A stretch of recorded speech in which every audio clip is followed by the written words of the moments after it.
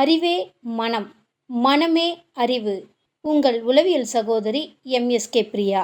எல்லாருமே மனபாதிப்பு எனக்கு ஸ்ட்ரெஸ்ஸாக இருக்குது, என்ன பண்ணுறதுனே தெரியல, குழப்பமாக இருக்குது, யார்கிட்ட போய் சொல்கிறது, என்ன பண்ணுறது, இப்படின்னா ஒவ்வொரு நிமிடங்களிலும் துடித்து கொண்டும் அழுது கொண்டும் வேதனைப்பட்டு கொண்டும் புலம்பிக் கொண்டும் தான் இருக்கிறார்கள். ஏன் இந்த மனபாதிப்பு ஏற்படுகிறது, இதற்கு என்னதான் தீர்வு என்று நிறைய பேர் தேடிக்கொண்டு ஆன்மீகத்தை நோக்கியும் தன் உறவினர்களை நோக்கியும் பிள்ளைகளை நோக்கியும் ஓடிக்கொண்டே இருக்கிறார்கள். இந்த மனபாதிப்பு நம் வாழ்வியல் சார்ந்த சிக்கல்கள் தான் மனபாதிப்பை ஏற்படுத்துகின்றது. அப்போ வாழ்க்கைனா பிரச்சனையே இல்லாமல் இருக்குமா, சந்தோஷம் மட்டுமே இருக்குமா அப்படின்னு எல்லாத்துக்குமே ஒரு கேள்வி வரும். பிரச்சனைகளும் சிக்கல்களும் இருக்கும் பொழுது அதை எப்படி சரியான நேரத்தில் முறைப்படுத்துவது என்பதுதான் உளவியல் சார்ந்த ஆலோசனைகளும் வழிகாட்டுதலும் சிகிச்சைகளும். இது ஒன்றிற்கும் மேற்பட்ட பிரச்சனைகள் நம்மளை அழுத்தும் பொழுதுதான் வாழ்வியல் சார்ந்த சிக்கல்கள் ஏற்படுகின்றன. இந்த வாழ்வியல் சார்ந்த சிக்கல்கள் ஏற்படும் பொழுது எனக்கு மட்டும் ஏன் இந்த நிலை என்ற விரக்தி நிலைக்கு தள்ளப்படும் பொழுது தன்னை மட்டுமே அதிகமாக சிந்தித்து கொண்டிருப்பதும் ஒருவித மனபாதிப்பை உண்டாக்கும். மற்றொரு வகையில் பார்த்தால், தான் சரியாக இருக்கிறேன், மற்றவர்கள்தான் எனக்கு பிரச்சனை என்று மற்றவர்களை குறை சொல்லிக்கொண்டே நாட்கணக்காக மணிக்கணக்காக வருடக்கணக்காக பேசிக்கொண்டிருப்பது ஒருவித மனபாதிப்பு தான். மனபாதிப்பு என்பது ஒருவருக்கு ஒரு பிரச்சனை ஏற்பட்டால் அந்த பிரச்சனையை தீர்க்காமல் அந்த பிரச்சனையை பற்றியே புலம்பிக் கொண்டிருப்பது தான் மனபாதிப்பு. எதனால் இப்படி செய்தார், இவர்கள்னால் எனக்கு பிரச்சனை என்று வருடம் முழுவதும் பேசிக்கொண்டிருப்பவர்களும் இருக்கிறார்கள்.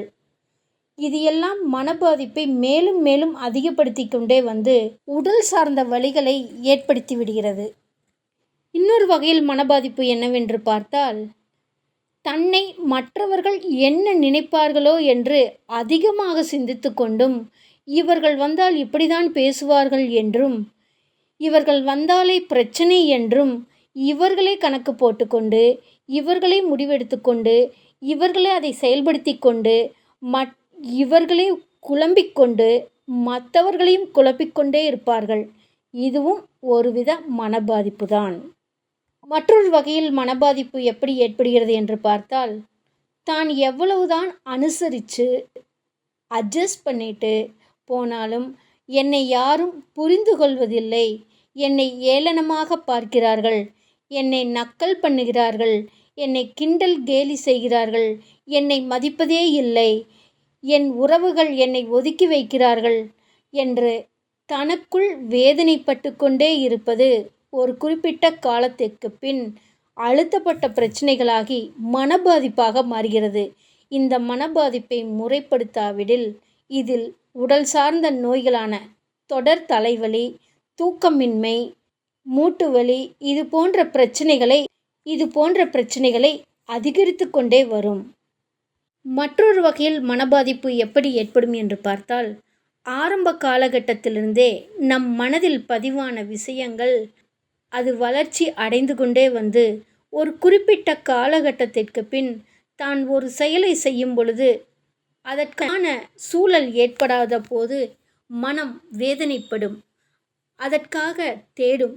அப்பொழுது உள் சார்ந்த பதிவான விஷயங்கள் வெளிப்படுவதுதான் மன பாதிப்பு. அது பயமாக இருக்கலாம், பீதியாக இருக்கலாம், படபடப்பாக இருக்கலாம், குழப்பமாக இருக்கலாம், சந்தேகமாக இருக்கலாம், கெட்ட எண்ணங்களாக இருக்கலாம், கனவாக கூட இருக்கலாம். இப்படியெல்லாம் ஏற்படுவதுதான் மனபாதிப்பு. இதிலிருந்து விடுபடுவதற்கு உளவியல் சார்ந்த ஆலோசனைகளும் சிகிச்சைகளும் உங்களுக்கு வழிகாட்டியாக இருக்கும். சொல்ல முடியாத அழுத்த நினைவுகள், அடக்க முடியாத அழுகை, கட்டுப்படுத்த முடியாத கோபம், தாங்க முடியாத கஷ்டம், தன்னை யாரும் புரிந்து கொள்வதில்லை என்ற ஏக்கம், அதிகமான பயம், தூக்கமின்மை, உடல் சார்ந்த வலி, இன்னும் இது போன்று பல சிக்கல்களிலிருந்து விடுபட நாங்கள் உதவுகிறோம். அணுகவும். உளவியல் முதல் உதவிக்கு MSK just call 93 602 53 930. ASK Life Clinic Foundation.